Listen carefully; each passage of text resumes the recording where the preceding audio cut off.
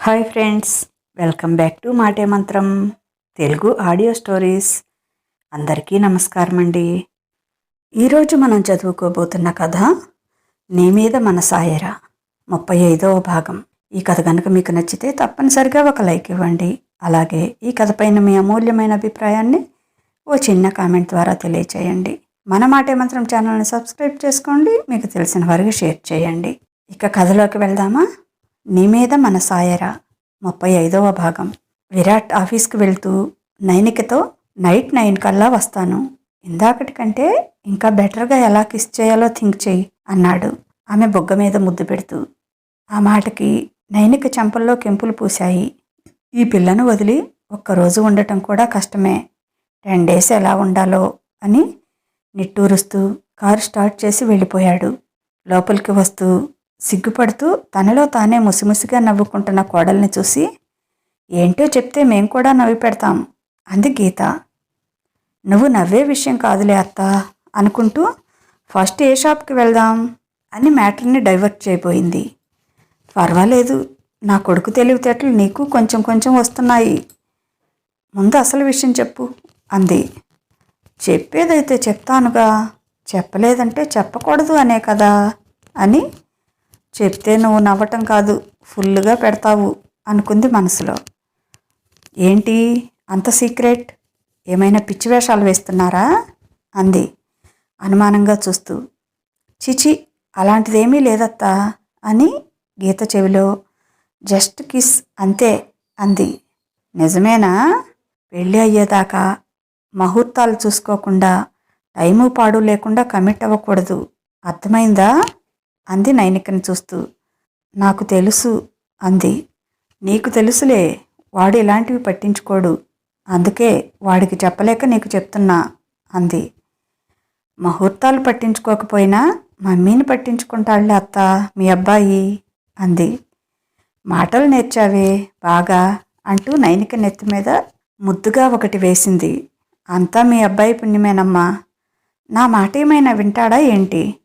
అంతా ఆయన గారిష్టమే, పెద్ద మొండిఘాటమత్త మీ అబ్బాయి, ఆయన అనుకున్నదే చేస్తాడు, ఎదుటి వాళ్ళతో చేపిస్తాడు, చేసేదంతా చేసి అంతా నా మీద నెట్టేస్తున్నాడత్త మీ అబ్బాయి, బావ మాటలు అస్సలు నమ్మొద్దు నువ్వు అంది. ఏంటే నా కొడుకు మీద నాకు చాడీలు చెప్తున్నావు అని చెవి మెలేస్తూ.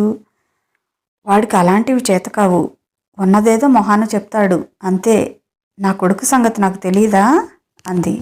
నీ కొడుకు నువ్వు అనుకున్నంత అమాయకుడేం కాదులే, పెద్ద మాయగాడు, మాటలతోనే బుట్టలో వేసుకొని తనకు కావలసినట్టుగా మౌల్డ్ చేసుకుంటాడు అంది. అవునా పాపం, ఇంతకీ నా కొడుకు అంతగా మాటలతో మభ్యపెట్టి ఎవరిని మౌల్డ్ చేసుకున్నాడేంటి అంది. ఎవరినో అయితే నాకేం తెలుస్తుంది, నన్నే.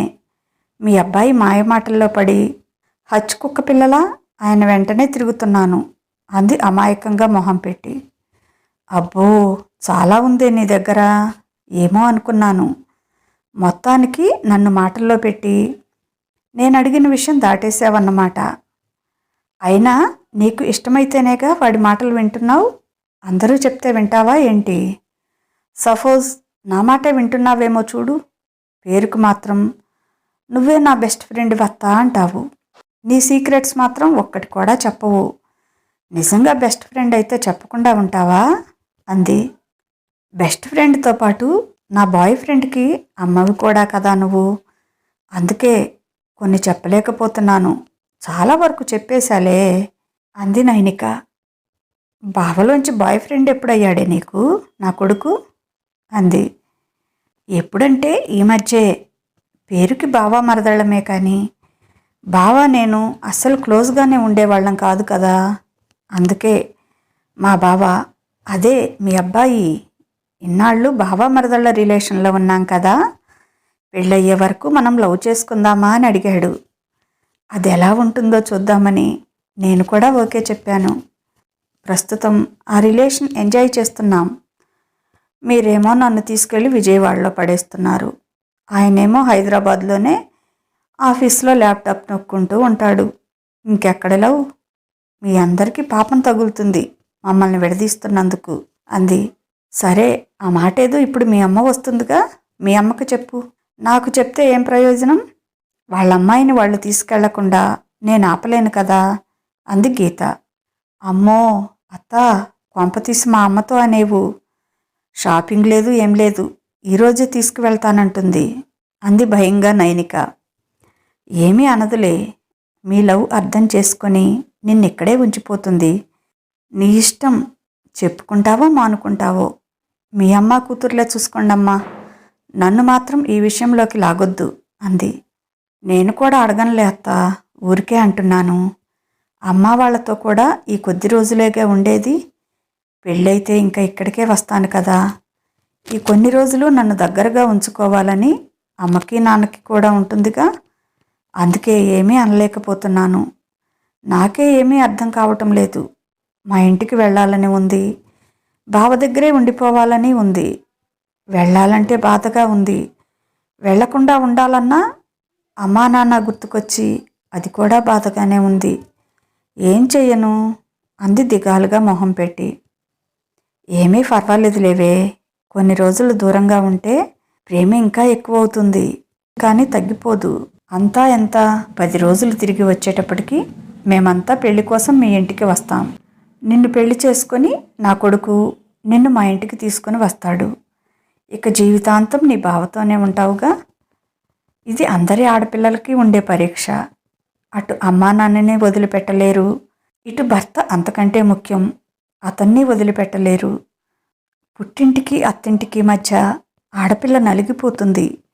కాకపోతే అందరికీ పెళ్ళయ్యాక ఈ పరిస్థితి వస్తే నీకేమో పెళ్ళికి ముందే వచ్చిందే అని నవ్వింది గీత. అంతేలే అత్త, బెస్ట్ ఫ్రెండ్ ఇవన్నీ నీకు నా బాధ చెప్పుకుంటే నువ్వేమో నన్ను ఎగతాళి చేస్తున్నావు అంది బొంగమూతి పెట్టుకుని. ఇలా ఉంటే భలే ముద్దొస్తావే అంటూ నైనిక బుగ్గలు చెదిమి ముద్దు పెట్టుకుంది. నువ్వు కూడా మీ అబ్బాయిలాగే అంటున్నావే అని నాలుగు కరుచుకొని చేతుల్లో మొహం దాచుకుంది. సిగ్గుపడింది చాలే, నా కొడుకు కాకపోతే ఇంకెవరంటారే నిన్ను అంటూ కారు వచ్చిన సౌండ్ వినపడి మీ అమ్మ వచ్చినట్లుందే అంది. నైనిక హాల్లోకి పరిగెత్తింది. సుమకి ఎదురు వెళ్ళి ఆమెను గట్టిగా కౌగిలించుకొని ముద్దు పెట్టుకుంది. కూతుర్ని ప్రేమగా కళ్ళ నిండా చూసుకొని, దూరంగా పోవే, ఎన్ని రోజులవుతుందే నువ్వు విజయవాడ వచ్చి? అమ్మా నాన్నని చూడాలని ఏమైనా ఉందా? అసలు మేం గుర్తు ఉన్నామా నీకు? ఎదురుగా కనిపిస్తే ఇప్పుడు మాత్రం ప్రేమ వలకబోస్తున్నావు. నేను అసలు నీతో మాట్లాడను పో అని అలిగింది సుమ.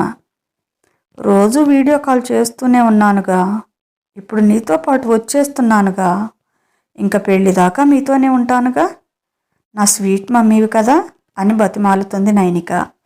అవును మరి, పెళ్ళికి ఇంకో 2 నెలల టైం ఉంది కదా, అప్పటి వరకు మాతోనే ఉంటావు మరి అని మొక్కను తిప్పుకుంది సుమ. నువ్వు వస్తున్నావని నేను నిన్నటి నుంచి ఎదురు చూస్తుంటే నువ్వు ఇలా చేస్తే నాకు ఏడుపు వస్తుంది.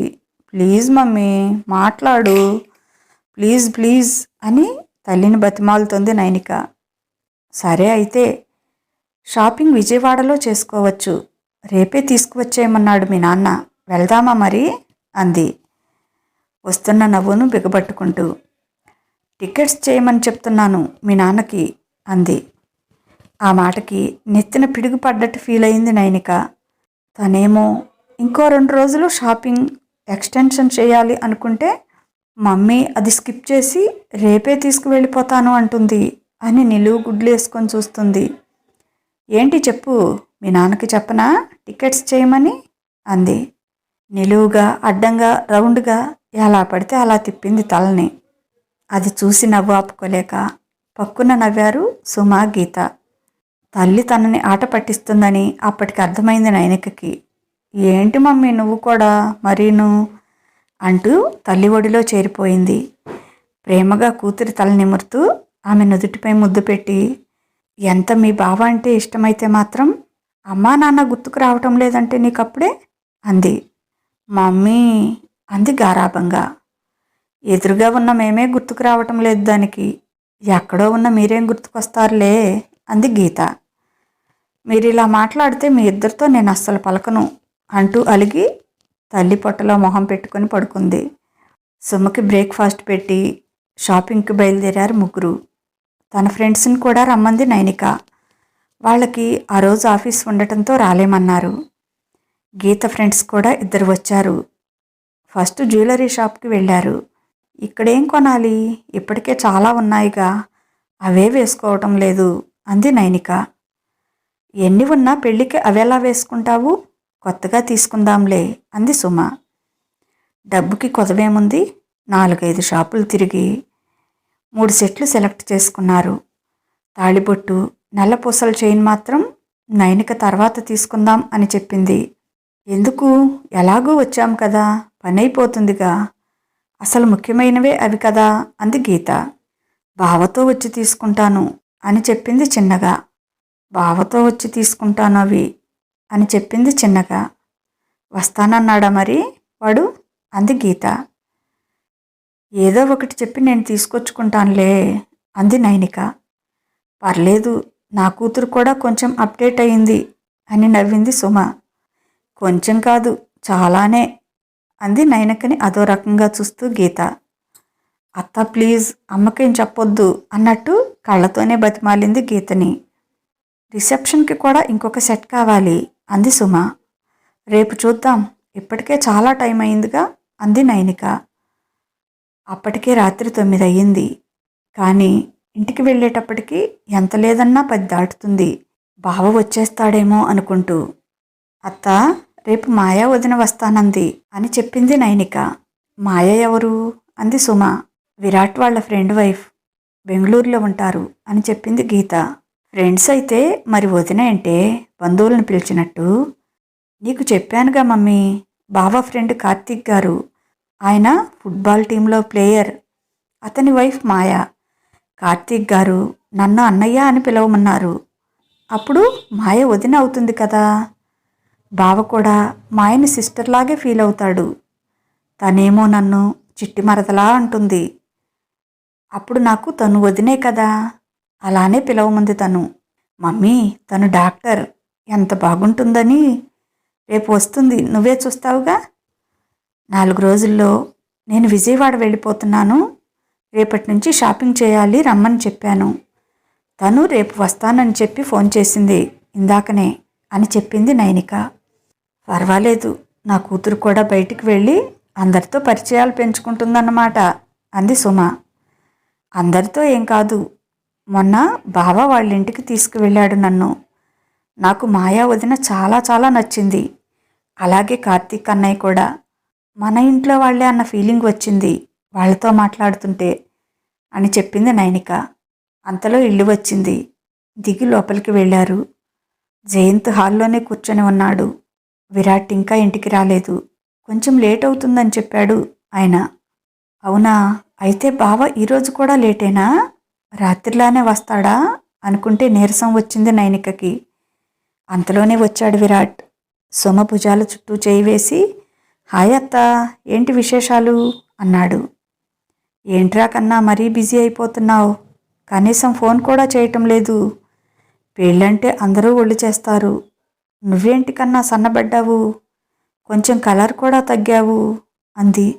కొంచెం వర్క్ ఎక్కువైందత్తా, పైగా కొన్ని పనుల మీద బయట కూడా తిరగాల్సి వస్తుంది, అందుకే అన్నాడు.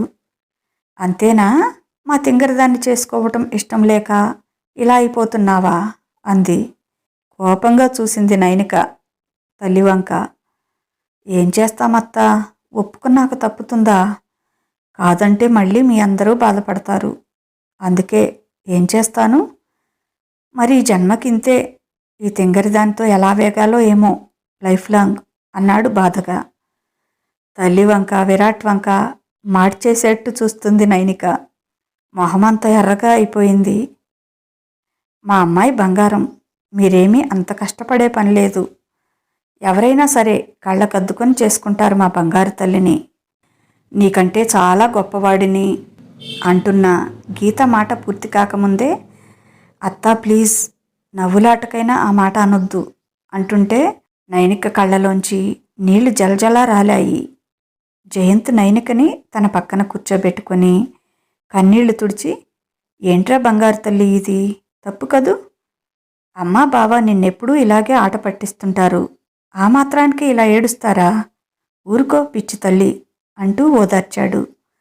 ఏంటే నైని అది, ఏదో నవ్వుతూ అన్నదానికి ఇలా చేస్తారా అని మందలించింది సుమ. దానికి జయంత్ సీరియస్ అవుతూ, తనకి ఎంత బాధ కలగకపోతే అలా బిహేవ్ చేస్తుంది, ఇంకోసారి ఇది రిపీట్ అయిందంటే నేను ఒప్పుకోను. విరాట్, నీకు ఇదే లాస్ట్ టైం. నా చిట్టి తల్లిని ఇంకోసారి ఇలా ఏడిపిస్తే ఊరుకునేది లేదు అన్నాడు. అయ్యో మామయ్య, వాళ్ళేం అనలేదు, నువ్వు భావన అలా అనకు ప్లీజ్ మామయ్య అంది. మీరు ఊరుకోండి, అది ఏడ్చింది వాళ్ళు ఎగతాళి చేశారని కాదు. సారీనే, నీ గురించి తెలిసి కూడా నేను అలాంటి మాట అనకుండా ఉండాల్సింది. వాళ్ళు అన్నారని నేను కూడా ఏదో జోక్గా ఆ మాట అన్నాను. అయినా బెస్ట్ ఫ్రెండ్ని అంటావు కదా, నీ బెస్ట్ ఫ్రెండ్ ఆ మాత్రం నిన్ను టీచ్ చేయకూడదా? అయితే నేను కూడా అలుగుతాను, నా ఫ్రెండ్ నన్ను అర్థం చేసుకోలేదని అంటూ నైనిక పక్కన కూర్చొని, నాకు కూడా ఏడుపు వస్తుంది అంటూ చేతుల్లో మొహం దాచుకుంది. అత్త ప్లీజ్, నేను నిన్నేం అనటం లేదు, ఆ మాట నాకు నచ్చలేదు అంతే, ప్లీజ్. నువ్వన్నది తప్పేం కాదు, కాకపోతే ఆ మాట వినటానికి కూడా నాకు బాధగా అనిపించింది అంతే అత్త. నిజంగా నువ్వు నా బెస్ట్ ఫ్రెండ్వి, నీ మీద నాకు అస్సలు కోపం లేదు, నిజంగా ప్రామిస్ అంటుంటే వాళ్ళిద్దరూ ఏం మాట్లాడుకుంటున్నారో అక్కడున్న వాళ్ళు ఎవరికీ అర్థం కాలేదు. ఇద్దరూ కొరియన్ డ్రామాలు చూసి చూసి వాటిలో జీవించేస్తున్నారు అనుకుంటా. అసలు మీ ఇద్దరి మధ్య ఏం జరుగుతుందో, ఏం మాట్లాడుకుంటున్నారో మాకేం అర్థం కావటం లేదు, కొంచెం చెప్తారా అన్నాడు విరాట్. ఇంతకీ మామ్ అంత అనకూడని మాట ఏమి అంది అని ఆలోచిస్తూ. అప్పుడు తట్టింది విరాట్కి. సుమకి జయంత్కి అర్థం కాలేదు, అలాగే వెర్రి మొహాలు వేసుకొని చూస్తున్నారు. విరాట్ నైనిక దగ్గరికి వెళ్ళి కింద కూర్చొని ఆమె చేతులు పట్టుకొని, మాట అన్నంత మాత్రాన్ని అయిపోతుందా, మేమేదో ఎగతాళి చేశామని అమ్మ కౌంటర్ వేసింది, దానికే ఇంత బాధపడాలా పిచ్చిపిల్ల, అందుకే నిన్ను తింగరదానివి అనేది. ఎన్నిసార్లు చెప్పాను, ఏదేమైనా ఈ జన్మకి నా వైఫ్ నువ్వే, నీ హస్బెండ్ నేనే అని. అయినా మామ్, మేము నిన్ను ఏడిపిస్తున్నామని జోక్గానే కదా అంది. ఆ మాటకి ఇంతగా రియాక్ట్ అవ్వాలా? మరీ చిన్నపిల్లలా బిహేవ్ చేయకు, ఇంత పిచ్చిగా ఉండటం ఎప్పుడూ మంచిది కాదు. నువ్విలా ఏడిస్తే నాకు నచ్చదని నీకు చాలాసార్లు చెప్పాను కదా, మళ్ళీ మళ్ళీ అదే పని చేస్తున్నావు. ఇక నీ కంట్లోంచి ఒక్క డ్రాప్ వచ్చినా నేను ఊరుకోను. వీళ్ళందరూ చెప్పటం అయిపోయింది, నువ్వేడ్చి ఈరోజు డాడ్తో కూడా చెప్పించావు, ఇప్పుడు హ్యాపీనా నీకు అన్నాడు. సారీ బావా, నేను ఇదంతా ఆలోచించలేదు, ఇలా రియాక్ట్ అయి ఉండకూడదు, కానీ అలా ఊహించటం కూడా నాకు ఇష్టం లేదు. నా వల్ల మామయ్య నిన్ను తిట్టినందుకు సారీ బావా అంది. ఏమీ అర్థం కాక అలాగే చూస్తున్నారు జయంత్ సుమ. ఇంతకీ గీత అన్న దాంట్లో అంత తప్పు మాట ఏమీ లేదు కదా, ఎందుకు ఇలా రియాక్ట్ అయింది ఈ పిల్ల అనుకున్నారు. సరే, సీన్ చేసింది చాలు కానీ ఇక వెళ్ళి ఫ్రెష్ అయ్యిరా, డిన్నర్ చేద్దాం. హ్యాపీ మూమెంట్ని స్పాయిల్ చేసేసావు, నీ వల్ల మామ్ చూడు ఎంత బాధపడుతుందో. నువ్వేం చిన్నపిల్లవి కాదు ప్రతిదానికి ఏడవటానికి, ఏదైనా సరే తిరిగి సమాధానం చెప్పటం నేర్చుకో. తింగరదానివి అనేది అందుకే నిన్ను. ఇకలే వెళ్ళి స్నానం చేసిరా అన్నాడు. సారీ బావా, నాదే తప్పు, సారీ అత్త అంది తల వంచుకొని బాధగా. నేనేం నీ సారీ యాక్సెప్ట్ చేయటం లేదు, ఇలాంటి తింగరి బిహేవియర్ ఇంకోసారి చేశావంటే అస్సలు ఊరుకోను, మైండ్ ఇట్. ఫస్ట్ నువ్వు వెళ్ళి ఫ్రెష్ అయ్యిరా, ఈ సిట్యుయేషన్ నాకు చాలా చిరాగ్గా ఉంది అన్నాడు సీరియస్గా. ఏడ్చే పిల్ల మీద అలా సీరియస్ అవుతున్నాడని జయంత్ ఏదో అంటుంటే కళ్ళతోనే వారించాడు విరాట్. బుద్ధిగా లేచి పైకి వెళ్ళిపోయింది. తనెందుకు ఇంతగా రియాక్ట్ అయింది, అత్త జోక్గానే కదా అంది, అది నాకు తెలుసు కదా అనుకుంటూ తనను తానే తిట్టుకుంది. నిజంగానే బావ అన్నట్టు హ్యాపీగా ఉన్న సిట్యుయేషన్ని చాలా సాడ్గా మార్చేసింది తను. చిచి, తనెప్పుడూ ఇంతే, ఏదో ఒకటి చేసి కంపు చేస్తుంది, ఇంకెప్పుడూ ఇలా చేయకూడదు, కొంచెమైనా ఆలోచించాలి అనుకుంది. అందరి ముందే ఇలా చెప్పాడంటే తర్వాత ఎంత సీరియస్ అవుతాడో బావా అనుకొని బాధపడింది. నైనిక పైకి వెళ్ళాక, జయంత్, ఏంట్రా విరాట్, ఏడ్చే పిల్ల మీద అలా సీరియస్ అవుతావు అన్నాడు కొడుకుని మందలిస్తున్నట్లుగా. మీ కోడలికి అలా చెప్తేనే అర్థమవుతుంది అన్నాడు దాన్ని ఈజీగా తీసుకుంటూ విరాట్. అసలు ఇంతకీ అది ఎందుకు ఏడ్చిందిరా అంది అప్పటికే తలబద్దలు కొట్టుకుంటున్న సుమ. అవును కదా, ఎందుకు అన్నట్లు చూశాడు జయంత్ కూడా. ఇదండి ఈరోజు కథ. ఇంతకీ మీకు అర్థమైందా నయనకి ఎందుకు ఏడ్చిందో? అర్థమయ్యే ఉంటుందనుకుంటా.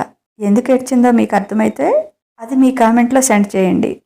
సరేనండి, ఈ కథ కనుక మీకు నచ్చితే ఒక లైక్ ఇవ్వండి. అలాగే తప్పనిసరిగా ఈరోజు మాత్రం కామెంట్ పెట్టాలండి. నయనకి ఎందుకు ఏడ్చిందో మీరు ఊహించుకొని ఓ చిన్న కామెంట్ని పెట్టేసేయండి. అలాగే మన మాటే మంత్రం ఛానల్ని సబ్స్క్రైబ్ చేసుకోండి. మీకు తెలిసిన వారికి కూడా షేర్ చేయండి. ఇక ఉంటాను. బాయ్. మీ లక్ష్మీ ఘంట.